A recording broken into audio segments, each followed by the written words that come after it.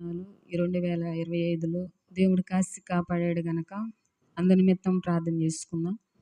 స్తోత్రం స్తోత్రం స్తోత్రం స్తోత్రం. మహాపరిశుద్ధుడా, జీవాధిపతి, నమ్మదగినవాడా, ఆశ్చర్యకరుడా, నీతిమంతుడా, పరిశుద్ధుడా, మీకు వందనాలు, స్తుతులు, స్తోత్రాలయ్యా.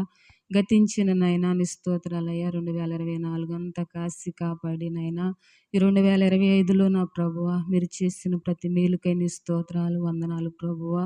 అయ్యా నాయన మమ్మల్ని అందరినీ క్షేమంగా, ఆరోగ్యంగా, సజీవులుగా ఉంచావంటే అది నీ కృప, నీ దయే కనుక ప్రభువా నీ స్తోత్రాలయ్యా.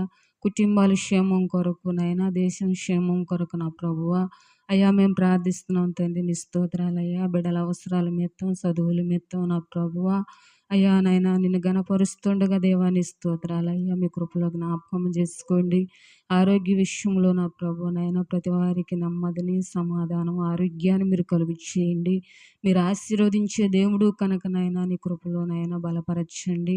అనేక విషయాల్లోనైనా నీ స్తోత్రాలయ్యా. మీరు చూపిన కృపకై నీ స్తోత్రాలయ్యా.